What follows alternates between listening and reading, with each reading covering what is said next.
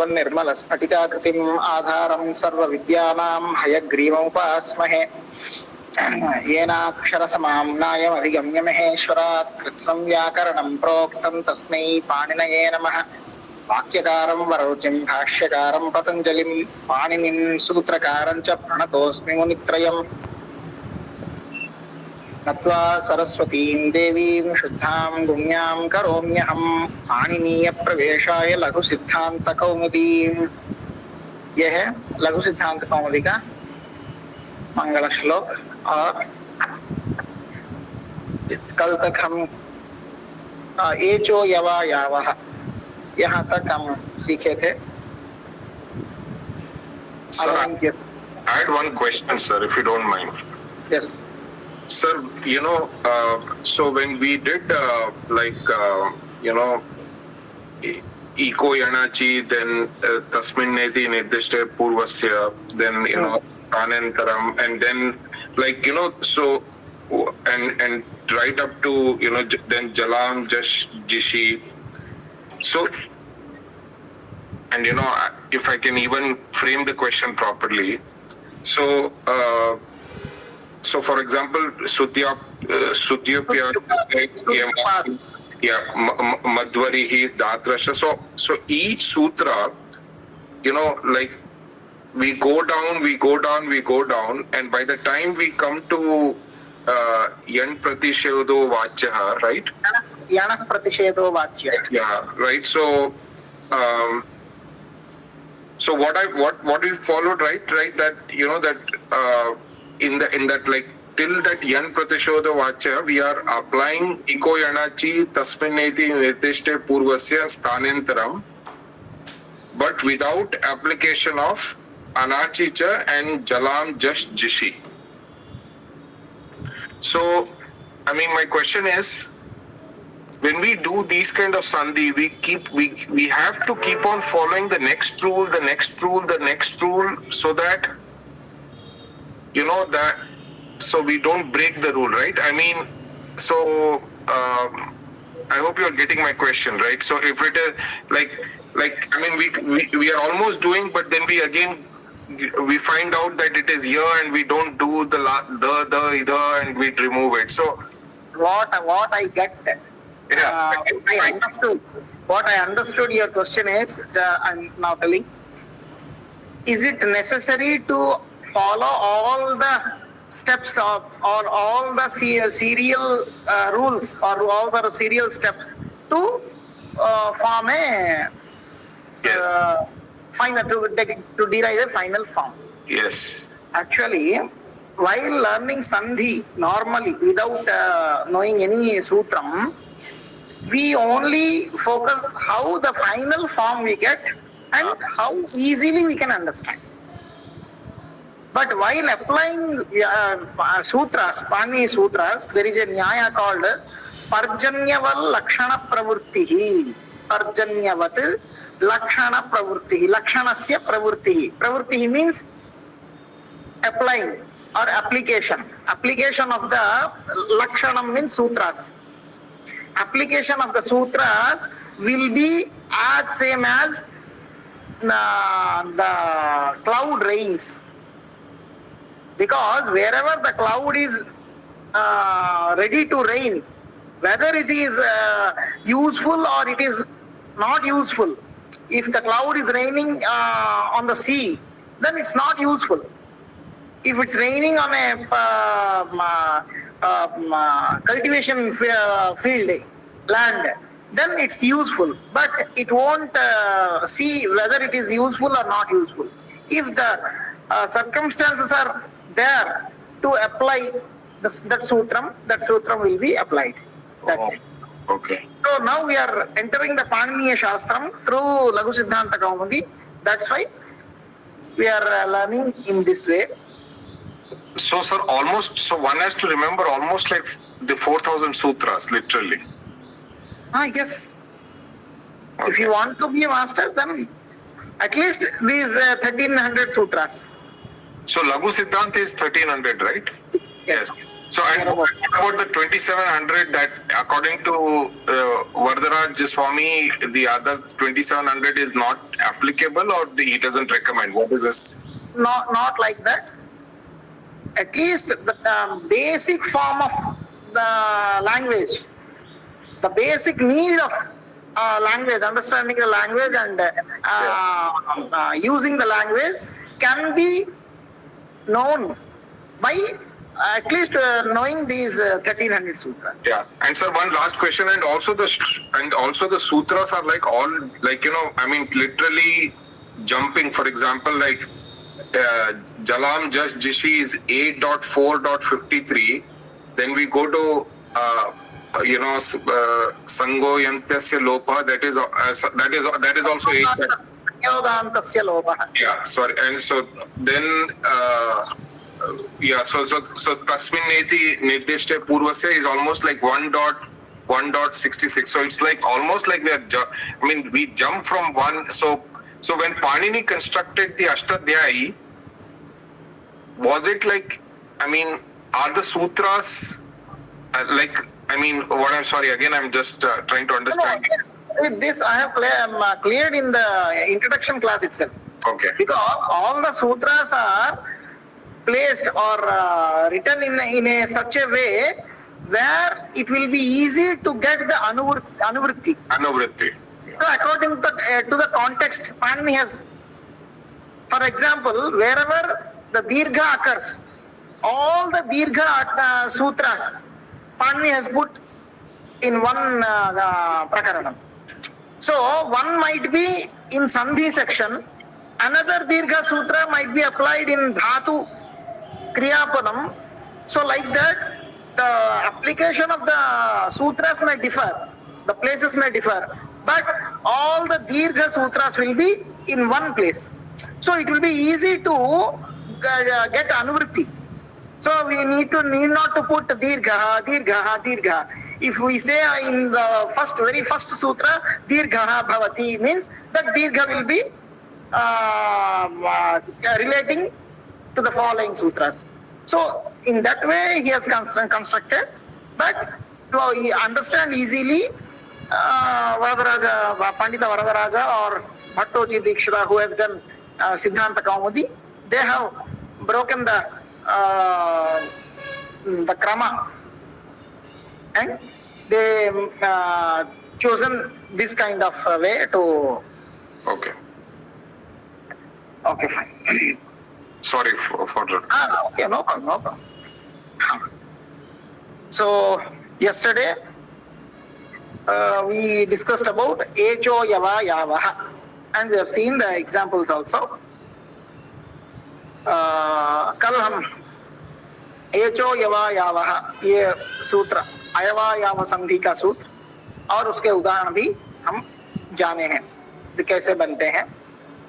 आज उसी के संबंध वो एचो यवा यावह सूत्र के संबंध ही और एक सूत्र जानेंगे. Let's learn another sutra which is little bit related to एचो यवा यावह. दैट सूत्र इज वान्तो यि प्रत्यये. वान्तः यि प्रत्यये पदच्छेदः. वान्तः यि प्रत्यये. वान्तः means this is in prathama vibhakti. So prathama vibhakti shows that this will be come as a replacement.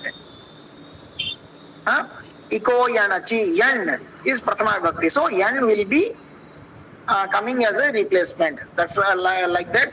वान्तः प्रथमा विभक्ति में है, तो ये प्रथमा विभक्ति में होते हुए क्या पता चलता है, जो आदेश के तौर पे आता है वो वान्तः होगा, मतलब वकारान्तः होगा. जो एक फ्रेज आदेश के तौर पे आएगा उसका अंतिम वर्ण वान्तः होगा. The phrase which will be coming as a replacement, that will be having vakarah, va, the letter va in the end of the phrase. So this is in the context of echo yava yavaha. Then what will be the vakaranta phrase? वो वकारांत आदेश क्या होता है? इस संदेह में अगर पहला echo यवायाव सूत्र हम देखेंगे तो उसमें क्या लिखा, वो क्या क्या आदेश आते हैं एचो यवायाव में? आई, अव, आई, आव। तो इन चारों आदेशों में वकारांत आदेश कौन कौन होते हैं? अव, आव। So if we see this echo yava yavaha, in this there are 4 phrases are coming as replacement. They are I, av, I, av. So among these 4 replacements, the vakaranta adesha means the phrases which have va at the end of the phrase means av and av. So these 2 vakaranta adesha will be coming in this Vanto I Pratyaye Sutra. Got it? Vakaranta Adesha means Av, Av. Next. Another 2 words are there. Yi Pratyaye.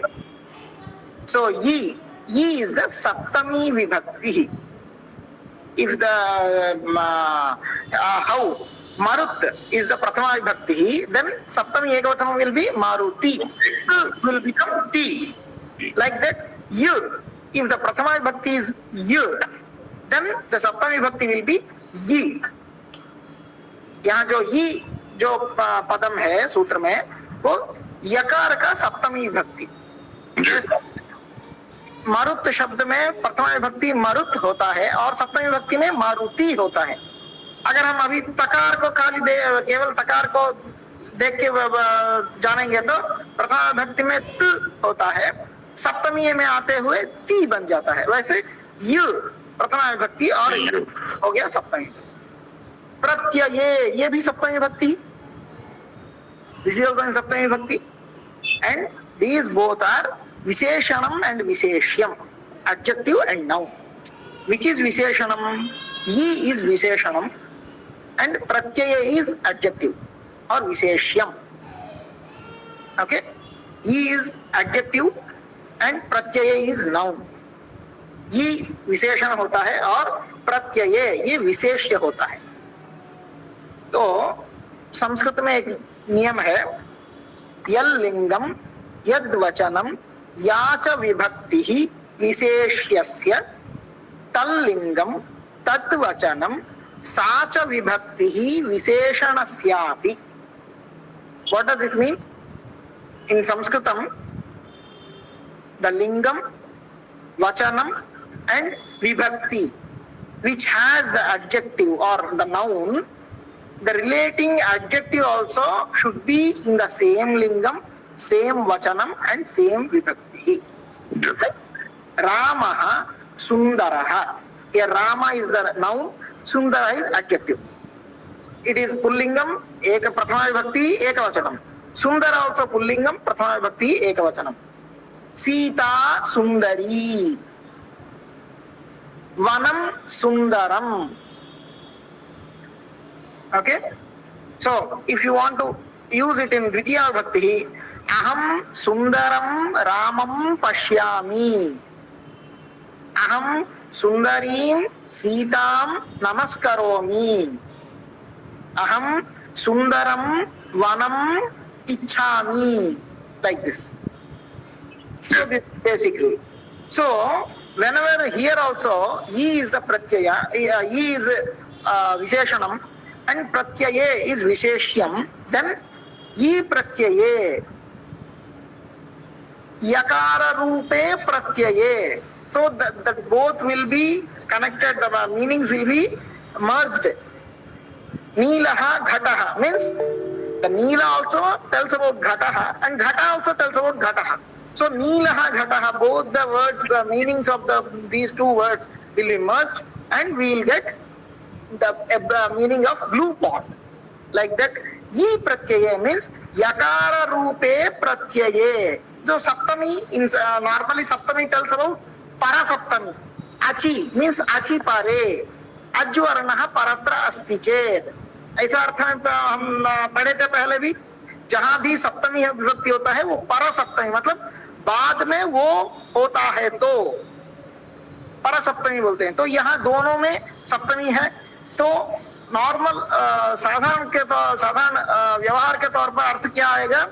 ये प्रत्यय मतलब यकार रूप प्रत्यय पर हो, मतलब परत्र होने से, अगर इसके बाद यकार रूप प्रत्यय बाद में होने से, ऐसा अर्थ आएगा। लेकिन व्याकरण शास्त्र में थोड़ा सा अलग सा इसका व्यवहार होता है। बट इन व्याकरण शास्त्र it will be treated as a little bit different, in a different way.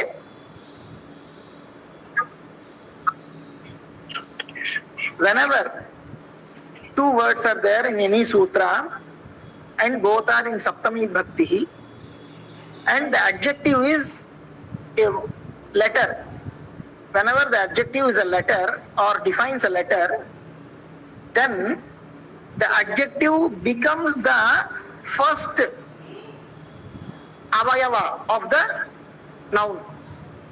It means yi pratyaye. So the pratyaya ya, yakara adi, yakara will be the adi varna of pratyaya. So yakaradi pratyaye. So now what kind of meaning we are getting? This vakaranta adesha will happen whenever it is followed by a yakaradi pratyaya, a pratyaya, a suffix which starts with yakara. So whenever जब कभी भी सूत्रों में दो पद विशेष्य और विशेषण होते हैं, और विशेषण अगर वर्णवाचक शब्द होता है, एक ही वर्ण होता है विशेषण, और विशेष्य विशेषण दोनों भी सप्तमी विभक्ति में होते हैं, तो सामान्य के संस्कृत भाषा की मर्यादा से कैसे अर्थ होगा? यकार रूप प्रत्यय, ऐसा अर्थ होगा। लेकिन व्याकरण शास्त्र में ये यकार क्या होगा? प्रत्यय का आदि वर्ण बन जाता है, मतलब प्रत्यय का पहला वर्ण बन जाता है। इसको क्या बोलते हैं? तदादि विधि ही। सो यकारादि प्रत्यये, ये सप्तमी विभक्ति में है। सो प्रत्यय यकारादि प्रत्यये परे, ऐसा अर्थ आएगा। मतलब ये जो विधि यहाँ कहा गया जा रहा है, वकारांत आदेश होगा, कब होगा? जब कभी परत्र मतलब बाद में यकार आदि प्रत्यय होगा तो, मतलब जो प्रत्यय यकार से शुरू होता है वैसा प्रत्यय अगर बाद में है तो ये वांत आदेश होगा। समझ में आ गया?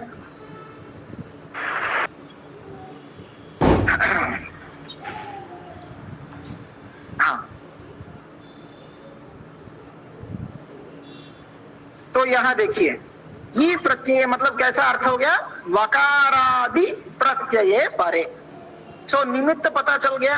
Here the cause is the प्रत्यय should be following and the pratyaya should be starting with yakara. A yakaradi pratyaya should be following, which in the which place the vanta pratyaya, vanta adesha will come. So this is also we will know by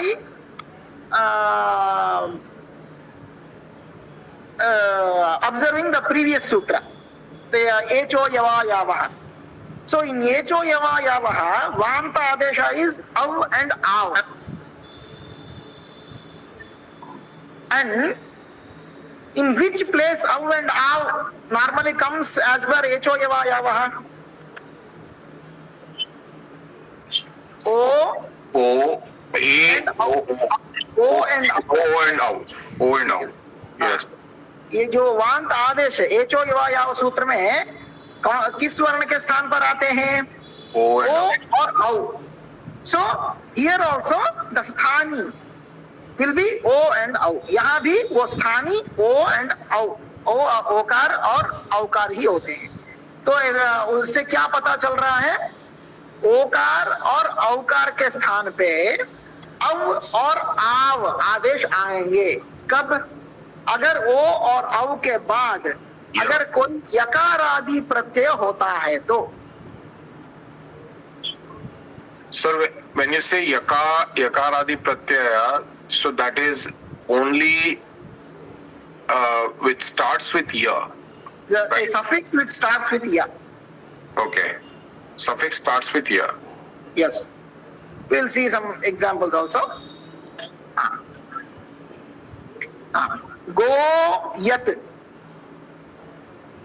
Here the shabda is go shabda and yat is a pratyaya.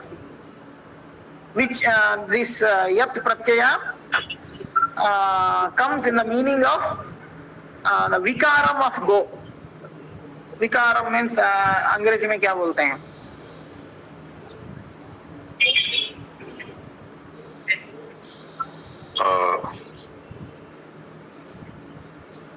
Declaration पता नहीं sir. मतलब गो का अंदर कुछ भी processing होके अगर बाहर कुछ निकलता है तो वो विकार बोलते हैं। अच्छा। तो गव्यम, गव्यम मतलब दूध, ये सब गव्यम होते हैं। पंचगव्य, पंचगव्य प्राशन बोलते हैं ना हम। हाँ जी जी जी जी। पंचगव्य गोमयम, गोमूत्रम, दूध, दही, ये सब और घी, ये सभी को गव्य शब्द के से हम ये करते हैं। तो गो यत, तो यत में तकार हो गया इत्संज्ञा वर्ण, वो चला जाएगा। और या हो गया यकारादि प्रत्यय, इसलिए ओकार के स्थान पर अव आदेश आ जाएगा। बिकॉज हियर या इज यकारादि प्रत्यय एंड इट्स फॉलोइंग ओकारः, सो हियर ओकार विल बी रिप्लेस्ड बाय वकारांत आदेश, दैट इज अव। सो गव या गव्य एंड गव्य इज अ प्रातिपदिकम, गव्यम इज सुबंतम, गव्यम। The same way now, the shabda now means boat. Now yat, here yat comes in the meaning of which can be crossed by a boat. So navyam, nav yat, here aukara will be replaced by av, because this is here also yakaradi pratyaya is there after aukara. So navya, navya, navyam. Sir, where did ma come? Ma, for here in Napumsakalinga Shabdas. Okay, Napumsak. Patram, the base word is patra, root word. Whenever we add that suffix su, then it will be converted in patram. So here the base word will be gavya, navya. Gavyam means goha vikaraha. It is the outcome of cow. Gavyam. Navyam means a thing which can be crossed by a boat. I mean. But इसमें आचार्य ये आधा व क्यों दिखा, sorry आधा व क्यों दिखा रहे हैं इसमें? कहाँ? नाव्य में जो ये वो जो है ये पूरा वो नजर नहीं आ रहा। आव, हाँ, आव आदेश आएगा तो न प्लस आव मिलके नाव हो गया, नाव या नाव्या हो गया। अच्छा नाव्य। हाँ। नहीं, जो व पे थोड़ा सा कम एम्फेसिस हो रहा है वकार पर, इसीलिए आधा वो लिखा जा रहा है यहाँ। नहीं ऐसे कुछ नहीं, वो आदेश ही आता है ना। हाँ हाँ हाँ, अच्छा अच्छा। आधा वो हम मतलब व्यवहार ऐसे करते हैं, लेकिन वो वाह ही है पूरा, वो मतलब वो और आ मिलके वो वाह होता है। अच्छा अच्छा अच्छा, ठीक है, ठीक ठीक। हाँ। और यहाँ और एक वार्तिक होता है, अध्व परिमाणे च गव्यूति ही, ये एक वार्तिक है। अध्वा मतलब रास्ता, मार्ग। अध्वा means path. Whenever the okara is followed by yakaradi pratyaya, here it is not yakaradi pratyaya, but it is a word called yutihi. So whenever go shabda is followed by yuti shabda, then also av adesha will happen. But whenever the word tells about a parimanam is measurement.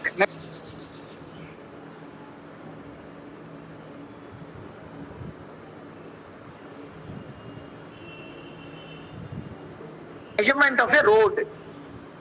Gavyutihi. It means Gavyuti means in earlier days, whenever the cows are going for grazing, then that path will be without any grass, because continuously they'll be going in that path. So in that path itself there won't be any grass. जो अरण्यों में हम देखेंगे, जहां जहां जो भी हर रोज चलते रहते हैं, वहां घास फूस कुछ नहीं उगते हैं, वो खाली ऐसे रास्ता की तरह ही दिखाई देता है। तो उसका जो परिमाण है वो गव्यूति के शब्द से बताया जाता है। वो अध्व मार्ग का परिमाण बताते वक्त गव्यूति बोल के बोलते हैं। तो उसी अर्थ में ही गव्यूति शब्द का प्रयोग होता है। और तभी गो शब्द के बाद अगर युति शब्द होता है तो वहां भी अव आदेश आएगा। ये वार्तिककार का एक वार्तिक है। तो यहाँ भी युति एक शब्द है, गो युति, ओकार के स्थान पर अव आदेश है, गव्यूति ही। तो ये हो गया एचोयवायवः और वांतो ये प्रत्यय। उसके बाद गुण संधि के बारे में पढ़ेंगे। पहले गुण मतलब क्या है, what is guna? That's what defined in this sutra. Adeng gunaha. What is the padachhedah? At eng gunaha. Sorry, here at eng gunaha. सूत्रार्थः। पूछिए। नहीं आचार्य, कुछ सुन रहे। तो ये एक संज्ञा सूत्र है। दिस इज ए संज्ञा सूत्र, एंड दिस सूत्र टेल्स अबाउट व्हाट आर गुणास इन व्याकरण शास्त्र, बिकॉज गुणा is a word used in various शास्त्रास in various ways. If we take न्याय शास्त्र और वैशेषिक शास्त्र, गुणास आर कॉल्ड रूप रस स्पर्श, all these are called gunas. Properties. Yes, properties. 24 properties. Yeah. They have listed according to Vaisheshika Shastra or Nyaya Shastra. Yeah. And in Mimamsa Shastram, guna means apradhanam or angam. This is not a main thing. It means while doing a yagam, pradhana yagam, to that so many small angams will be there. So angams means some small kind of yagas or some kind of things which should be used in that yaga. So those are called gunas or apradhanams or angam. So in Mimamsa Shastram, guna shabda tells about apradhanam or angam. But in normal व्यवहार, संस्कृत व्यवहार, अयम गुणवान अस्ति ऐसे बोलेंगे तो ये गुणवान है, मतलब बोलेंगे तो ये सद्गुणवान है, ये अच्छे गुणवान है, अच्छे गुणों के साथ विराजित है, ऐसा अर्थ आएगा। लेकिन व्याकरण शास्त्र में गुण शब्द का अर्थ क्या है, अत और तेंग, ये क्या है अभी पता करेंगे। तपरस तत्कालस्य एक सूत्र है, पदच्छेदः तपरः तत्कालस्य, तपरः तत्कालस्य, there are two words. तपरः, there are two interpretations are there. तः परः यस्मात् सः तपरः. The takara, when is following the which letter, that letter is called taparaha. So here in example, at, it, ut, these are taparas. A, I, U are taparas because these three letters are followed by takara. This meaning we are getting from the first samasa, bahuvrihi samasa. Taha paraha yasmat saha tapara. जिसके बाद तकार होता है वो वर्ण तपर कहा जाता है।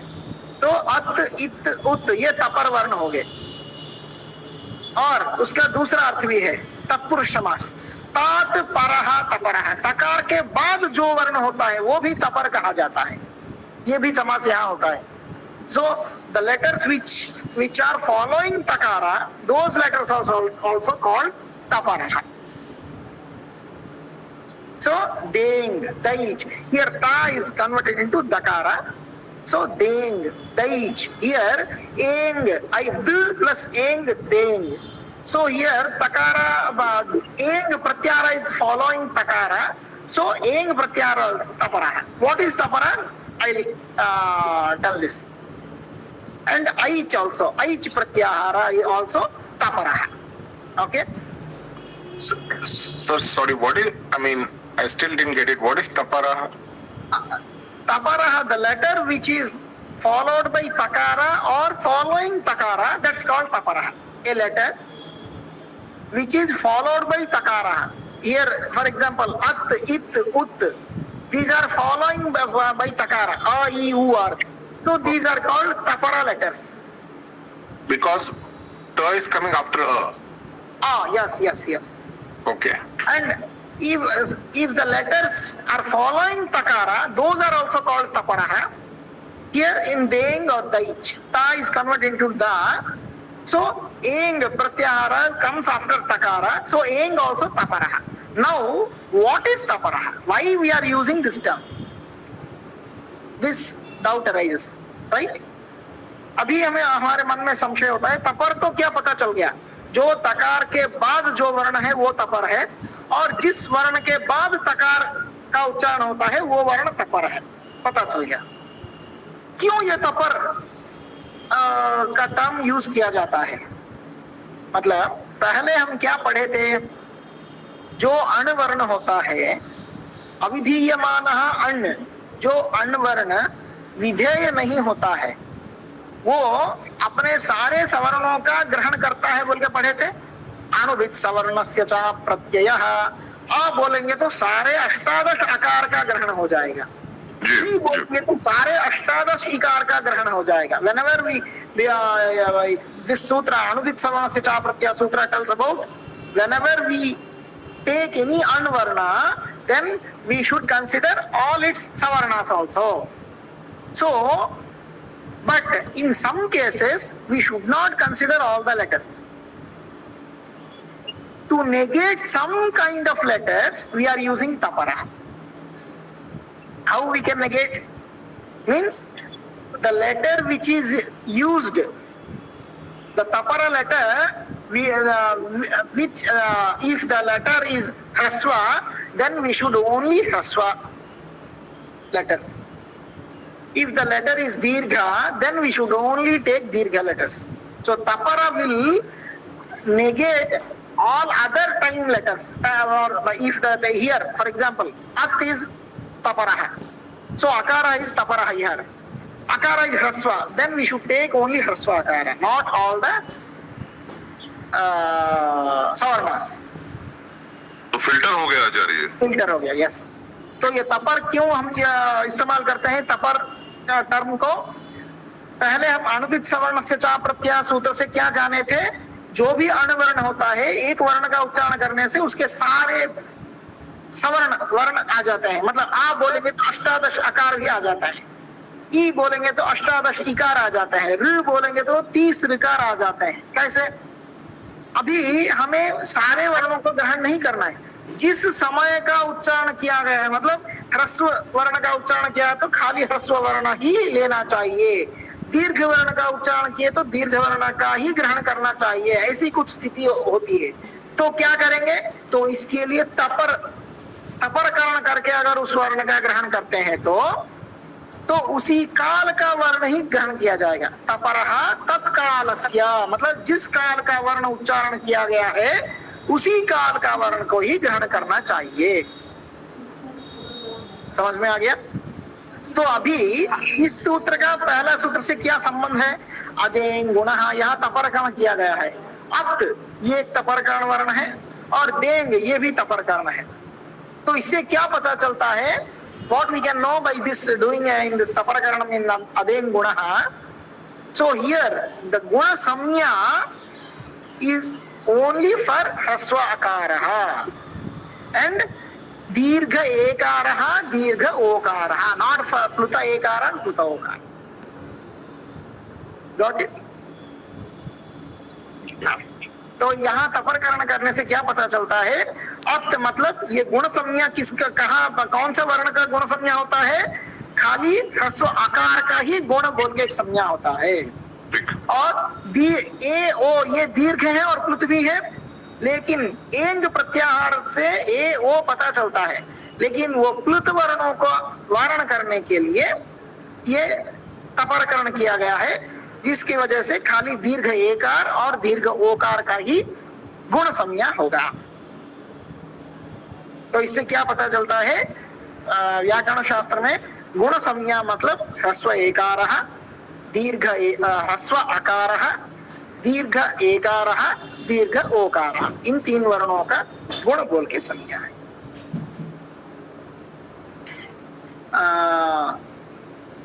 पहले कभी आया था अत बोल के, मैं बाद में इसके बारे में बताऊंगा बोल के बोला था, वो याद का है, कहाँ आया था भूल गया।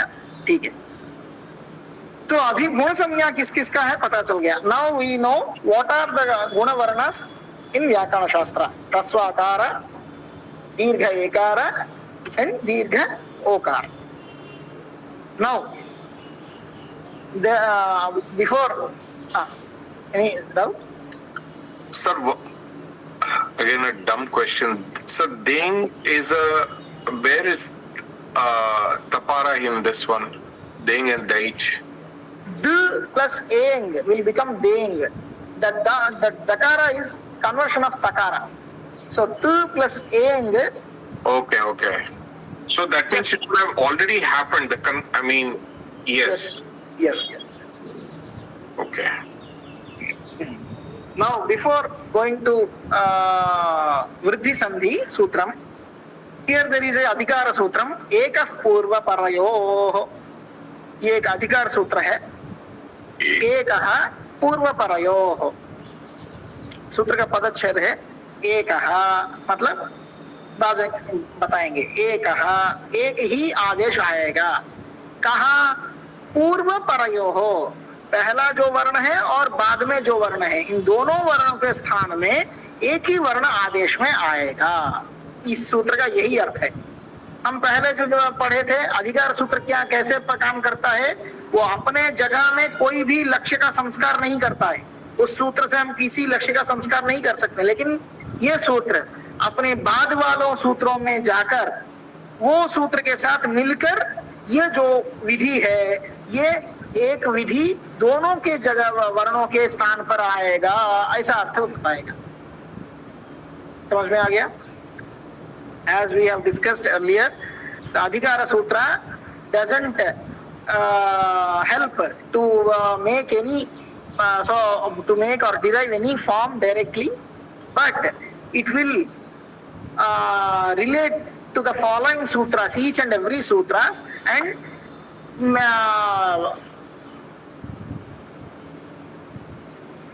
it will वो अपना अर्थ वहां उपस्थापन करेगा। उसको क्या बोलते हैं अंग्रेजी में?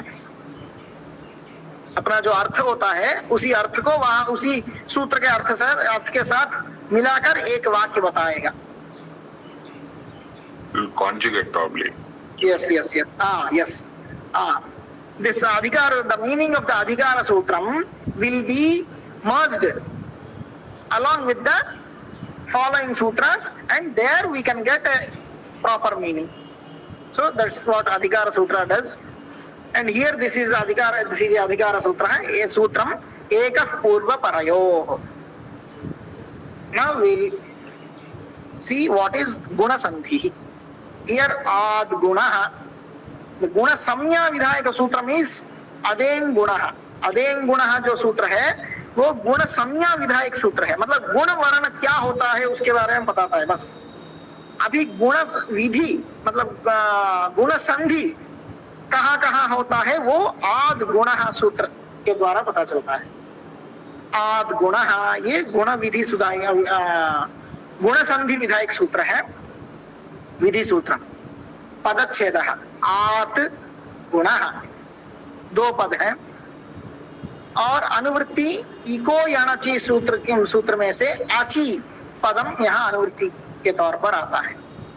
तो अची, अज वर्ण, अची सप्तमी में है, सो अज वर्ण परत्र होने से, बिकॉज अची is in Saptami, so whenever the aj varna or the vowel is there following what? At. Here at is not tapara karanam, but it is panchami of a. Like how Rama Shabda in Panchami Ramat, same way a Shabda will become Panchami in At in Panchami Bhakti. At means avaranat. We can take all 18 akaras also, though it is not tapara karanam. Here you may raise a question that how can we know that this is not a tapara karanam or this is a Panchami Vibhakti? This is by understanding the Vyakhyanam only. As per the Vyakhyanam only we should understand. Okay? So, यहाँ आत जो है ये आ शब्द का पंचमी विभक्ति आत होता है, मतलब आकार के बाद, अवर्ण के बाद। अवर्ण मतलब सारे अष्टादश वर्ण के ग्रहण होते हैं। अवर्ण के बाद अगर अज वर्ण है तो, if any vowel is following akara, here a means 18 akaras we can take, the 18 kinds of akaras, because this is not a tapara karanam. Then guna will happen. Guna in prathama vibhakti, so guna will come as replacement. Guna means a o. In which place? That tells that adhikara sutram. Ekaha gunaha purva parayoho. So the previous letter and the following letter will be replaced by one guna letter. जो तो कहाँ कौन से वर्ण के स्थान पर आएगा? अगर आकार के बाद अज वर्ण है तो गुण आदेश आएगा। गुण मतलब आ ए ओ, ये पता चल गया।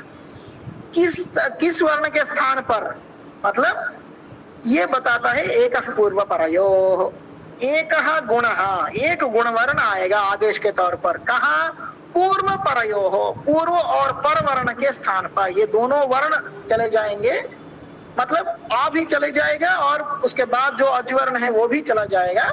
इन दोनों के स्थान पर एक गुण वर्ण आदेश के तौर पर आएगा।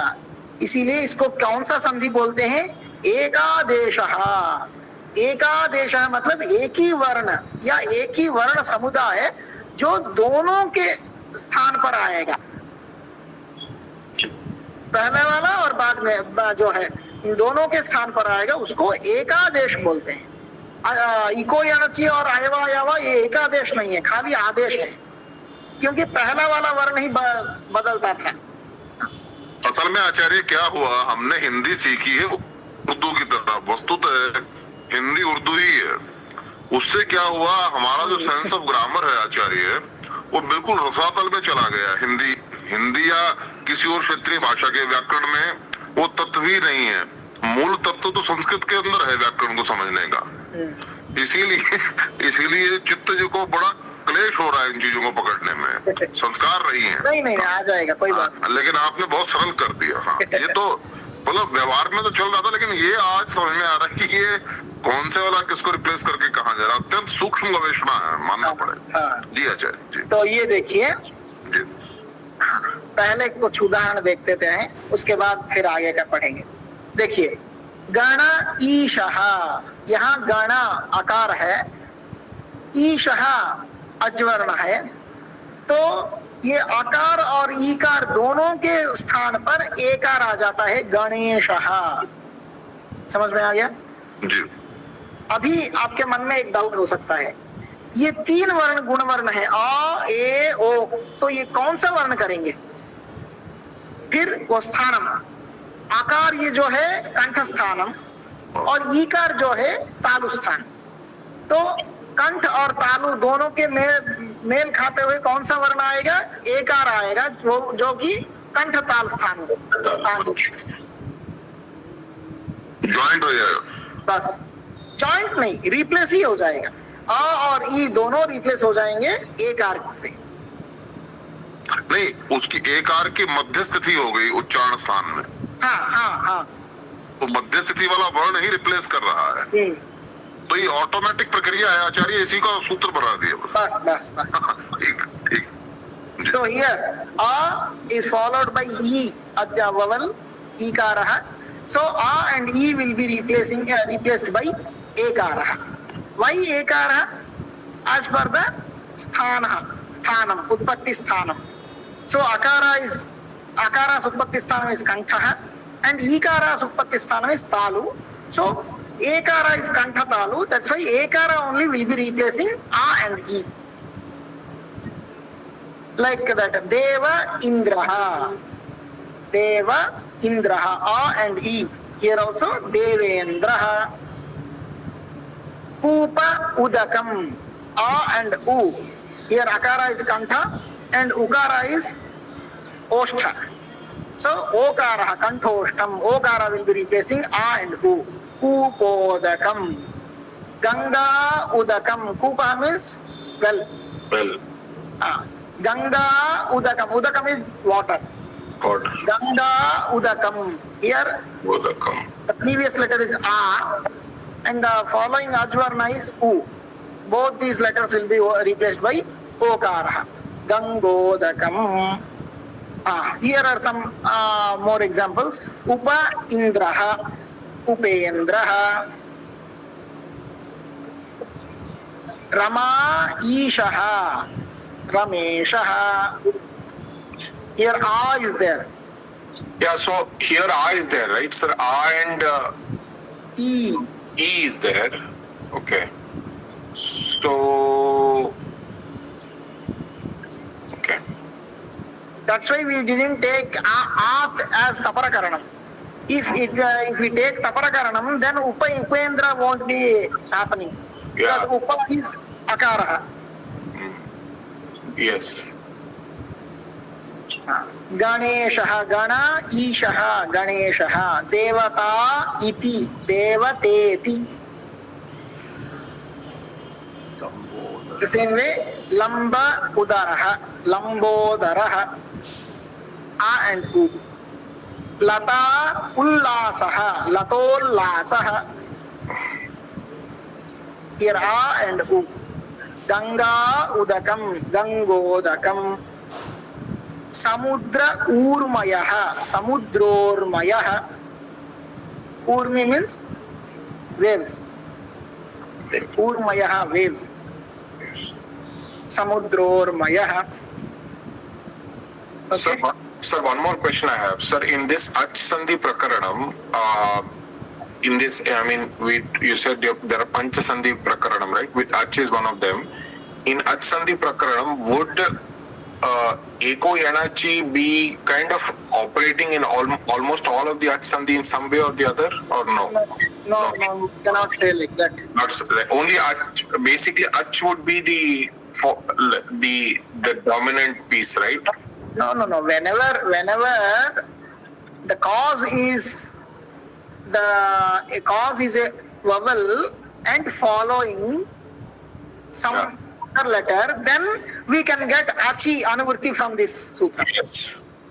In some cases the cause may be beginning letter, and after that if some letter is there, then something will happen like that also.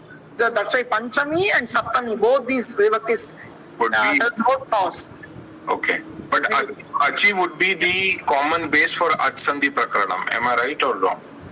Not like that. Here in Vriddhi Sandhi, the cause is H. H Varna. Yeah. So according to the requirement, that changes. So why are they grouped under Ach Sandhi Prakaranam? Any reason? Because all these sandhis happen among the vowels. Okay, among the vowels. Okay, so vowel is okay. Got it. It can be any of them. Okay. तो आज का पाठ यहाँ ही खत्म करते हैं. बाकी का जो है वो अभी शुरू करेंगे, तो और भी थोड़ा देर लगेगा समझने के लिए. जी. तो ये गुण संधि का आधा भाग ही ये हम पढ़े हैं, और बाकी वर्णों के जो उदाहरण हैं उनको समझने के लिए और कुछ सूत्र हमें पढ़ने हैं. वो हम आगे के क्लास में पढ़ेंगे। तो और कुछ सकते हैं? बस आचार्य एक संदेह था, अच जो संधि है उसमें मूलतः ये आपस में स्वरों की संधि चल रही है अभी तक, स्वर। स्वर वर्ण। अच्छा, तो अच किसको रिप्रेजेंट कर रहा है आचार्य? अच अच अच सभी स्वरों को? हाँ, सभी स्वरों को रिप्रेजेंट। अच्छा, जो च आखिर में चला जाएगा तो उससे पहले जितने स्वर हैं वो कैसे कैसे मिलेंगे आपस में, बस। वही प्रकरण चल रहा है। वही प्रकरण चल। तो आचार्य संधि कभी उसकी नहीं होती व्यंजन की? व्यंजन की भी आप बाद में, इसके बाद जो बाद में आएगी। अच्छा अच्छा अच्छा अच्छा। पढ़ेंगे। तो अभी तक सारा का सारा मैं यानी संक्षेप में करें आचार्य, तो मात्र स्वरों का संयोजन कैसे होता है बस उस संधि के विषय को ही आप कह रहे हैं। अभी हम जान रहे हैं। ठीक ठीक ठीक है आचार्य, ठीक ठीक।